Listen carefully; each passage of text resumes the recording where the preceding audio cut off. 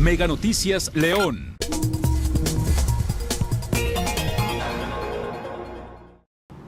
Hola, ¿qué tal? Como todos los días, la verdad es un gusto y un placer que me permite ingresar a sus hogares con su programa A Fondo. ¿Ha escuchado usted hablar de Observatorio Ciudadano de León?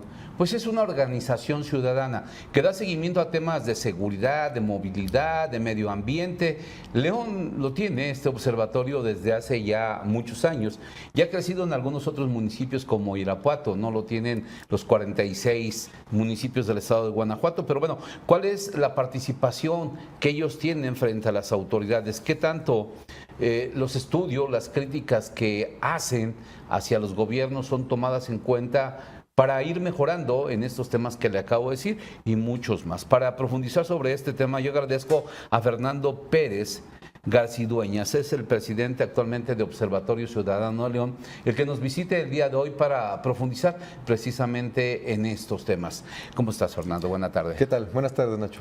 Buenas tardes. Buenas tardes. Observatorio Ciudadano de León, en León, Guanajuato, tiene ya varios años. ¿sí? 16 años 16 años. Tuve la oportunidad de verlo nacer, a Observatorio Ciudadano de León. Estaba Luis Alberto, y en ese momento había algunos expresidentes municipales, como Carlos Mina Plasencia, panista, Harold Gabriel Appelt, que él fue priista, y algunas otras personalidades, y me llama mucho y poderosamente la atención que se hayan interesado por Observatorio Ciudadano. ¿Qué ha pasado desde entonces? Porque fueron varios presidentes y presidentas con posturas muy críticas hacia el gobierno. ¿Qué tanto hoy Observatorio Ciudadano de León vive de financiamiento del gobierno, ¿no? ¿Qué tanto tiene esa independencia y esa libertad para poder decir aquí están bien, aquí están mal? Mira, te platico muy rápido en ese sentido. Nosotros actualmente estamos en una reestructura. Tuvimos lo que es una realineación y actualmente dependemos de donativos principalmente de los consejeros que conforman el Observatorio Ciudadano, pero también tenemos algunos otros apoyos como es Tocando Corazones. Que es del gobierno del estado de Guanajuato. Que es del gobierno del estado de Guanajuato, es correcto. Y por otro lado también estamos llevando ya otras iniciativas, como es el hecho de realizar algunos foros, dar capacitaciones, y de hecho pues me gustaría platicar también de los foros, si me lo permites. Sí, claro. Ha sido muy crítico, insisto, en algunos casos, en otros no, el tema de la seguridad. ¿Qué tanto hoy hay interés de la ciudadanía en este tema de seguridad? ¿Qué tanto está funcionando? Yo te pregunto realmente la estrategia de seguridad confía del gobierno del estado, ¿qué tanto la del municipio de León? Y me centro a León porque es donde tú tienes la presidencia de OCL. Sí, mira, te platico. Lamentablemente la inseguridad se está dando ya tanto que ya la hemos normalizado. Anteriormente, cuando empezamos a tener problemas graves de inseguridad, las personas en términos generales se alarmaban, les generaba preocupación, había una situación de estrés, pero ya actualmente ya las personas, si les dices falleció 1, 2 o 3 personas el día de hoy en tal o en cual lado, ya no hay esa alarma que existía anteriormente. Entonces, es complicada la parte de eso. Sí, sin embargo, bueno, el tema de la inseguridad tiene desde el año 2018 a la fecha, ya ha incrementado, ya ha escalado. No obstante, estamos hablando de la delincuencia organizada, pero hay otro delito, el delito que se comete todos los días, al joven que lo asaltan en la vía pública, le quitan su teléfono, el sujeto que se mete a la casa y deja pues a la viejita amarrada, amordazada y le quita todo el dinero, el que se mete o 2 sujetos con arma de fuego y asaltan un negocio. Es decir, esos delitos, los delitos patrimoniales que no han disminuido y que de alguna forma u otra pues lo sufren miles de personas porque hay una cifra negra y la sabes, y no pasa absolutamente algo que permita disminuir esos ilícitos. Es correcto.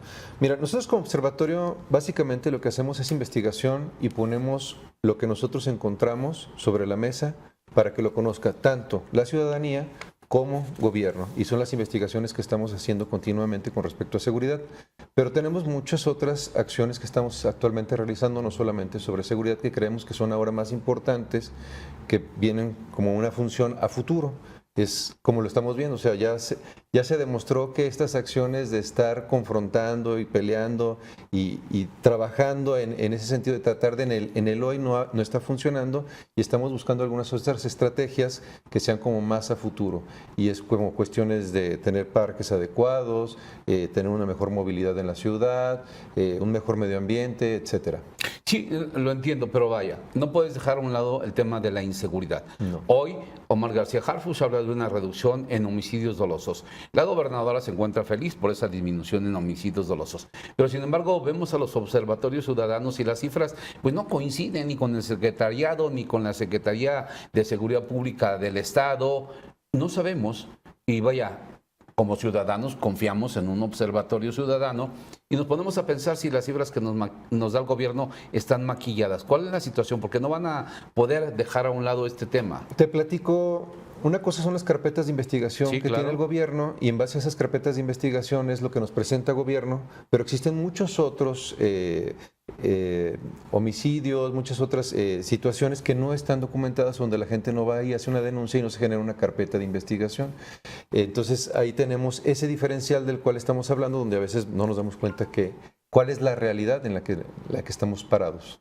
Entonces, el gobierno estatal o municipal da cifras equivocadas No o da no da cifras. las cifras totales y reales. No, yo no diría que da cifras equivocadas o cifras totales o reales, simple y sencillamente tampoco sabe cuál es la realidad. O sea, yo digo, no sabe cuál es la realidad, y ellos se tienen que basar en datos e información que tiene la Fiscalía para poder estar presentando. Entonces dicen, tenemos tantas carpetas de investigación y este es el número de homicidios o del delito que se esté persiguiendo que tenemos, simple y sencillamente, y no se pueden apoyar tampoco ellos en datos que no existieran o que no tienen un fundamento para poderlo expresar. Como nosotros, por ejemplo, tenemos un mapa de calor, donde ese mapa de calor lo conformamos en base a las cuestiones que vamos investigando conforme lo que se va publicando por parte de diferentes medios. Entonces dicen, hay un homicidio, por ejemplo, en tal lado, ¿no?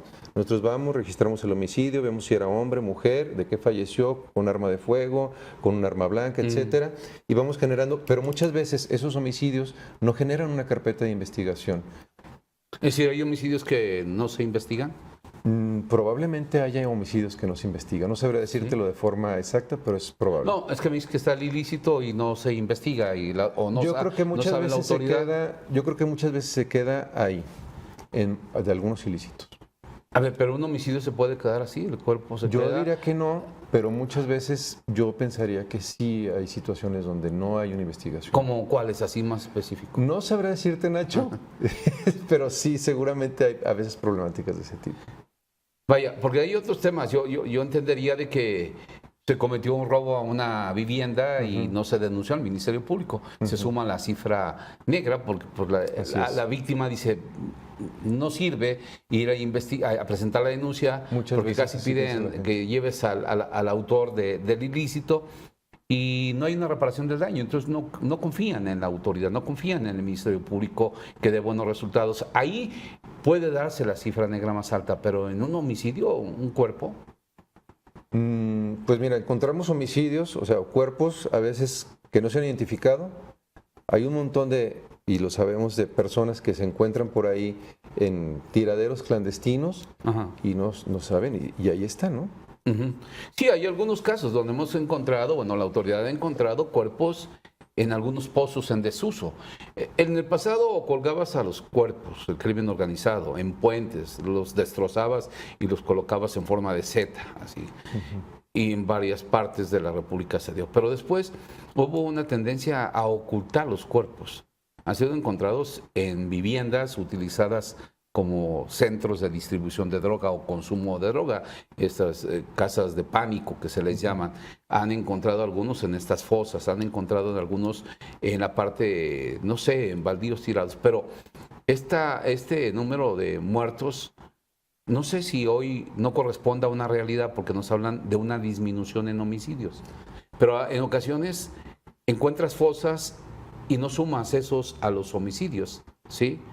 Así es. Encuentras feminicidios y no los sumas a los homicidios, sino que van medio disfrazados, por eso te decía las cifras maquilladas.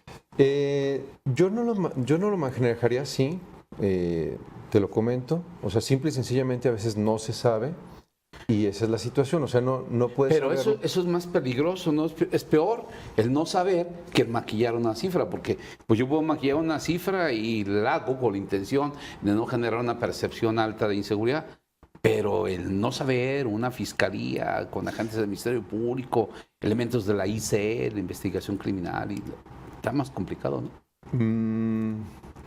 No sabría, Nacho, decirte. Lo que te digo es pues, lo que nosotros hacemos dentro del observatorio, te comento lo que nosotros vemos y también la percepción que tenemos al respecto. A ver, Fer, el tener recursos del Estado no los obliga o los presiona para que pues manejen otras cifras, otro discurso diferente, en el digas, no, pues me dieron lana, como se decía en el pasado, pues no te doy lana para que me pegues, ¿verdad? No, para nada. ¿Por qué no? No, porque no lo hacemos. Y entonces esos resultados que ustedes dan, ¿qué pasa con ellos? Bueno, nosotros se los presentamos hacia la ciudadanía y también se los presentamos al gobierno. A ver, el ciudadano ya los tiene, nos invitan ustedes a conferencias de prensa, damos datos y los tiene la ciudadanía puede hacer comparativos entre la página oficial del secretariado con lo que ustedes tienen, y dice, pues no, alguien aquí miente, ¿no? Porque no coinciden, ¿sí? ¿A quién creerle entonces? No es que mientan, y te lo explicaba desde el inicio, simple y sencillamente el gobierno se basa en carpetas de investigación que ya están y es lo que pasa. Y tal vez esa no es la realidad, pero ellos tampoco pueden estar tomando información que no tienen o inventando información, porque hay un número que no se sabe. Pero lo de ustedes no puede ser una percepción también. Porque ustedes se basan en que en los recortes periodísticos, es en correcto. lo que se publica, pero más allá, ¿qué investigaciones hacen? Bueno, nosotros no solamente nos dedicamos a la parte de seguridad, ahorita nos hemos ido mucho por la parte de seguridad, pero estamos realizando muchas otras investigaciones. Actualmente hicimos una investigación que se llamó ¿Para qué influye el agua?, que estuvimos viendo las cuestiones del tandeo y vimos cómo se está repartiendo el agua y también vimos cuestiones sobre las tarifas del agua. No, sí. Bueno, nomás para concluir el tema de la seguridad y también, pero en el tema de la seguridad, para ir terminando, y si quieres tomamos los otros temas, ahí están los resultados. Yo se los entrego al municipio, al Estado. Tengo mis investigaciones que están basadas en publicaciones básicamente periodísticas, las entrego y vayamos a ver. ¿Y qué pasa? ¿Qué pasa al final del día? Porque hay una lana, hay un trabajo que se hace. Yo creo que se ha pasado cosas. Gracias al Observatorio Ciudadano nace la Mesa de Seguridad, donde se le está informando tanto a la Mesa de Seguridad como al ciudadano qué es lo que está pasando y cuáles son las estrategias que se están llevando a cabo en seguridad. No es mentira, por ejemplo, las cuestiones de que han bajado las incidencias de delitos. O sea, lo vemos, ahí están los datos y han bajado en carpetas de investigación si tú quieres, pero han bajado. O sea, hay cuestiones. Hay cosas en las que sí, como todo, está bajando y subiendo, pero en términos generales yo te diría que el panorama que tenemos actualmente es un poco mejor, no te digo que esté bien, pero es un poco mejor que antes. ¿En cuestiones de seguridad. ¿En cuáles específicamente? Pues principalmente en homicidios, en secuestro, no traigo ahorita el dato, pero todo este tipo de delitos ha ido disminuyendo. Sí, porque la extorsión va al alza, en forma exponencial. Sí, en municipios como Celaya, como Irapuato. No tengo datos de Celaya ni Irapuato. No, sí, pero te digo, va aumentando. Y en León específicamente también. La extorsión crece en forma impresionante. No sabría decirte si crece o no crece. Bueno, lo dice la misma autoridad, por eso te digo. Sí. Pero ustedes deberían tener también esa información. Este sirve, ya se lo di, tengo los datos, se lo doy al ciudadano y se lo doy al gobierno. Pero a ver, gobierno, ¿qué estás haciendo? ¿Los toman en cuenta como observatorio? Porque Luis Alberto, el presidente, quien es el fundador pues en su momento decía, no nos toman en cuenta. Yo creo que sí nos toman en cuenta. No se dice porque no se van a decir, estamos escuchando al Observatorio Ciudadano lo que está diciendo. No, pero participan en las mesas y a veces fueron excluidos de las mesas de seguridad. Muchas ocasiones. Actualmente estamos en la mesa de seguridad a través de la mesa de seguridad que se creó y ahí estamos participando. Entonces, así como excluidos totalmente, no lo creo. Bueno, en su momento, pero así como que también, como que nos digan, oigan, vengan aquí, estamos, tampoco, ¿verdad? Y precisamente en esa línea ahorita estamos trabajando para tratar de ser más presentes tanto en la ciudadanía como con gobierno. ¿Sí los toman en cuenta? Yo creo que sí. Sí son considerados incómodos, sus estudios. Incómodos, somos incómodos a veces. Sí, pero también hay propuestas a favor de cómo ir reduciendo, porque una cosa es que yo diga, a ver, ustedes dicen que hay 20 muertos, yo traigo 24, no es cierto, bla, bla, bla, así. Nosotros no Pero hacemos propuestas desde el Observatorio Ciudadano, de eso es muy ningún tipo. importante. No, nosotros no dedicamos a hacer propuestas, nosotros lo que nos dedicamos es a hacer investigación. Y nosotros esa investigación la presentamos a la ciudadanía y la presentamos también al gobierno. Pero es una investigación que tiene que repercutir en forma favorable en la ciudadanía. Es correcto. Sí, a ver, vayamos al tema de la movilidad. Ok. ¿Qué investigación se ha hecho? Mira, en el tema de movilidad, la última investigación, ¿me agarras en curva un poquito? Sí, no, Sí, sí, no, bueno, no cifras exactas, pero a ver, Sí. en movilidad. Te platico de las investigaciones que estamos realizando actualmente, que son las que a mí me llaman más la atención, por Ok, a ejemplo, ver. como es como cuestiones de las tarifas de Zapal, cómo nos están afectando y qué es lo que debería de estar pasando y qué es lo que vemos que sucede. Bueno, primero que nada quiero decirte que Zapal a nivel nacional yo creo que es el mejor organismo y una cosa muy importante es que ahora esta nueva dinámica en el observatorio no es solamente llegar y golpear, sino decir, estas son las situaciones y esta es la investigación y esto es lo que salió. Cuestiones como, por ejemplo, en la investigación que realizamos, que es para quién fluye el agua, nos dimos cuenta de que las personas de menos recursos están teniendo tremendas problemáticas y dedican más del 10% de sus ingresos al agua, a pagar agua, o sea, a pagar pipas de agua, a llevar agua a sus casas. Cuando, por ejemplo, no se debe de pagar más del 3%, y eso lo indica la ONU. Son como cuestiones o datos claves que Sí. te puedo platicar y son lo que nosotros expresamos y lo que ponemos sobre la mesa para que se analicen y se lleven a cabo políticas distintas o incidir en las políticas públicas. ¿Cuántas tomas domiciliarias tiene el sistema de agua potable y alcantarillado de León?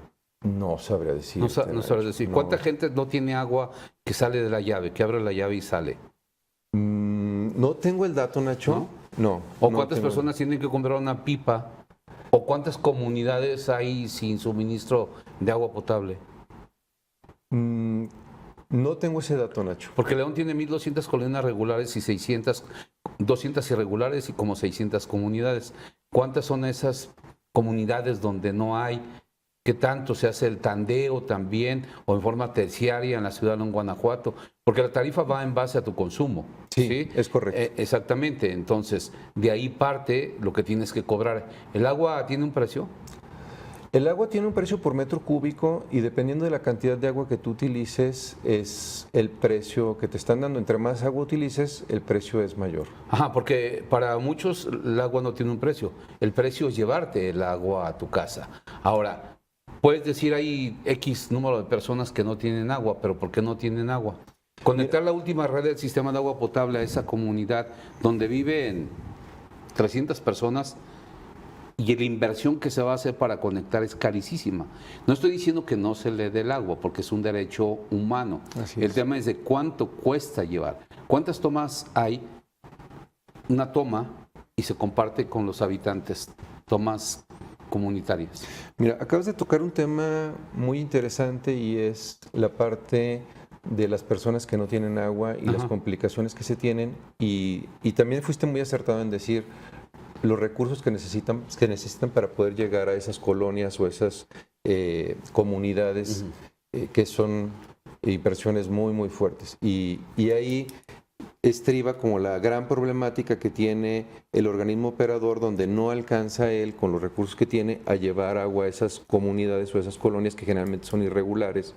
Y pues bueno, es un problema que tenemos en términos generales que resolver entre todos. O sea, es una situación donde se permite que personas empiecen a desarrollar en lugares donde no hay absolutamente nada, donde se les vende un terreno a raya de cal y posteriormente pues tienen que llevárseles toda una infraestructura a ese lugar. Entonces es un problema mucho más complejo que nada más decir cuánto nos cuesta, porque así como esos pues hay un montón de colonias que al final se están resolviendo la situación, pero sí también hay que tomar estrategias y ahí hay una cosa muy interesante que es el foro de ciudad, que es donde hacemos este tipo de análisis y decimos qué es lo que necesitamos hacer. A través de todo este trabajo que hemos ido realizando en el observatorio nos damos cuenta de que hay situaciones muy interesantes donde debemos de reorganizar la ciudad y este foro de ciudad que vamos a tener el 6 y el 7 de octubre nos va a ayudar mucho a saber de este tipo y de tener ideas de cómo debemos de reorganizar la ciudad. Sí, porque no nomás se trata de lo que tú dices, fraccionamientos irregulares y que el Instituto Municipal de la Vivienda llegue a sanción y los meta a la cárcel porque está normado, ya hay reglas, ya hay la comisión de este tipo de ilícitos. No se trata única y exclusivamente de eso, se trata de un tema mucho más profundo. ¿Tiene León agua para darle a sus habitantes? Yo creo que sí tiene agua León para darle a sus habitantes, pero la situación es también educación de los habitantes. Y la otra es, y bueno, lo voy a hacer aquí, voy a hacerte el comentario, y es un comentario personal, o sea, no, esto es un comentario por parte del observatorio. Yo creo que León también tiene que empezar a cultivar el agua. León no cultiva agua, León no capta agua. El agua no solamente viene de las presas, el agua también viene del subsuelo. Y esa agua que viene del subsuelo tenemos que empezar a tener métodos y tenemos que empezar a generar ingeniería para poderla volver a infiltrar a través de nuestras cuencas que tenemos en los alrededores de León. Para eso se necesitan muchos años. Es decir, las personas creen que llovió hoy, el agua se filtró y ya se recargaron los mantos acuíferos. No es así. No, no es así. No es así, tampoco, pero tenemos que empezar por algo, Nacho. Tampoco es almacenarla. Sabes que el agua se echa a perder, ¿verdad? ¿El agua se echa a perder? Sí, cuando lo almacenas. Dependiendo del tiempo, sí, y dependiendo si se oxigena o no se oxigena, Nacho. Sí, se echa a perder. Entonces tampoco es una solución. Las presas también tienen un proceso de vaporización. El agua también se va con el intenso calor. A ver, ¿no? Yo te diría, más bien, o sea, yo creo que aquí la parte importante es el hecho de que los mantos acuíferos están siendo sobreexplotados. Exactamente, esa es una. Y la forma de poderlos volver a hacer, una es no explotarlos tanto, o sea, tener una conciencia del agua, ¿sí? Y por otro lado también estar alimentando esos mantos acuíferos. ¿Cuántos habitantes tiene León? Cerca de 2 millones. Cerca de 2 millones. El agua no es suficiente. Hubo un proyecto llamado El Zapotillo, ¿lo conoces? Sí, claro. ¿Qué hay ahorita de proyectos para León? ¿Para lo del agua? Del agua. No sé, Nacho. Está lo de Presa Solís León. Hay un proyecto de Presa Solís León. Así es un proyecto del gobierno federal con el gobierno del estado y que va a traer agua a varios municipios de Guanajuato. Y luego de que Andrés Manuel López Obrador, con la mano en la cintura, mandara al cesto de la basura el Zapotillo, ¿sí? El Zapotillo que garantizaba agua a León para 20 años y cuando menos 10 municipios de Jalisco. Yo te haré una pregunta, Nacho. Yo creo que lo más importante es que León fuera autosuficiente en el tema del agua. Esa es como la parte más importante. Toda esta parte de nosotros estar trayendo agua de otros lados se vuelve compleja. Y la otra ¿Pero qué propone el observatorio para ser autosuficiente? Porque nosotros, ni siquiera el organismo operador de agua lo ha logrado. Yo creo que están en un proceso. Yo creo que están en un proceso. Una es el uso de aguas moradas, de lo que están actualmente. O sea, ya se están manejando algunas plantas de tratamiento. Sí, la otra es el almacenamiento de aguas pluviales. La otra cuestión que te digo es el hecho también de hacer la recarga de nuestros mantos acuíferos, etcétera. O sea, es un proceso y yo diría que más bien tenemos que ir encaminados a la autosuficiencia y no tener dependencia de algunos otros municipios u otros estados. A esto hay un proyecto más importante. ¿Lo conoces? ¿El uso de nanotecnología? No. Ajá. Zapal intenta del agua que se tiene en la presa del Palote, ¿sí?, que no abastece a León, Guanajuato, la parte norte de la ciudad. De hecho, ni siquiera la parte norte. Es meterle el 50% de agua de ahí, meterle de las plantas de tratamiento, el agua llega del drenaje sanitario, va a las plantas de tratamiento, entra a las plantas de tratamiento, se mete otro 50% a la presa del Palote con proceso de nanotecnología y esa agua se te regresa. No para un consumo humano, pero sí puedes utilizarla para lavar los trastes, para cosas de ese tipo. Ese es el proyecto donde se le ha invertido más lana a Zapal y es el que está más a la vuelta de la esquina. Yo creo que es un buen proyecto, o sea, no conozco el proyecto. En términos generales yo te diría, creo que es un buen proyecto, la nanotecnología en el agua, sé poco de ello, he escuchado algo, he leído algunas cuestiones y creo que tenemos que ir hacia allá, o sea, al final es el reuso de esta agua que tenemos. Es que es un todo, no se puede única y exclusivamente estar dependiendo, no es autosuficiente, León, en el uso y el consumo de su agua. El tema, uno de los temas más graves que también enfrenta León, Guanajuato, es la movilidad. Sí.